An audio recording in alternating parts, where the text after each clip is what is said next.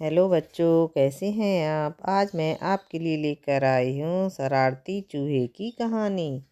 रामू के घर में एक शरारती चूहा आ गया। वह बहुत छोटा सा था, मगर सारे घर में भागता रहता था।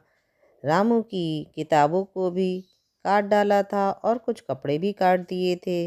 रामू की मम्मी ने जो खाना बनाती वह बिना ढके रख देती थी। वह चूहा उस खाने को भी खा जाता था। चूहा खा पीकर बड़ा हो गया था। एक दिन रामू की मम्मी ने एक बोतल में शरबत बनाकर रखा। शरारती चूहे की नज़र बोतल पर पड़ गई। चूहे ने शरबत को पीने के लिए कई तरकीबें लगाईं। चूहा बोतल पर चढ़ा किसी तरह से ढक्कन को खोलने में कामयाब हो गया। अब उसने क्या किया, उसमें अपना मुंह डालने की कोशिश करी। बोतल का मुंह छोटा था, मुंह नहीं घुसता था। फिर चूहे को एक आइडिया आया। उसने अपनी पूंछ बोतल में डाली। पूंछ शरबत में गीली हो गई। उसे चाट चाट कर चूहे का पेट भर गया। अब रामू के तकिए के नीचे बने अपने बिस्तर पर जाकर आराम करने लगा। बच्चों, इससे हमें शिक्षा मिलती है, मेहनत करने से कोई भी कार्य असंभव नहीं होता है। आपको मेरी कहानी कैसी लगी? अच्छी लगी तो जल्दी से सब्सक्राइब कीजिए, लाइक कीजिए, शेयर कीजिए। अब चलते हैं दूसरी कहानी की तरफ। बच्चों, दूसरी कहानी है मेढक और हंस की कहानी। एक बार एक हंस एक समुद्र से उड़कर दूसरे समुद्र की तरफ जा रहा था।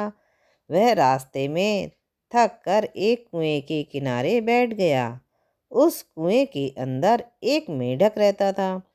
उस मेढक ने हंसकर हंस को देखकर पूछा, भाई तुम कौन हो और कहाँ से आए हो?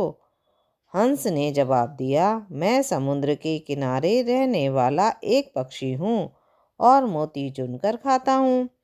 तब मेढक ने पूछा कि समुद्र कितना बड़ा है? हंस ने कहा, बहुत बड़ा है। मेढक ने थोड़ी दूर पीछे हटकर कहा कि इतना बड़ा है? हंस ने कहा, नहीं, बहुत बड़ा है। मेढक ने थोड़ा सा चक्कर लगाकर पूछा, इतना बड़ा है? हंस ने कहा कि समुद्र इससे भी कहीं बहुत बड़ा है। तब मेढक बोला, तू झूठा है, बेईमान है, इससे बड़ा तो हो ही नहीं सकता।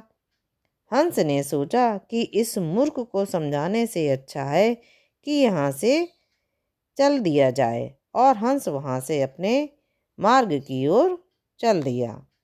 बच्चों, इससे शिक्षा मिलती है, जो बात हमारी समझ से बाहर होती है उसको हम अक्सर मानने के लिए तैयार नहीं होते हैं। बच्चों, कैसी लगी आपको मेरी कहानियाँ? अच्छी लगी तो जल्दी से सब्सक्राइब कीजिए। कल मिलेंगे नई कहानियों के साथ।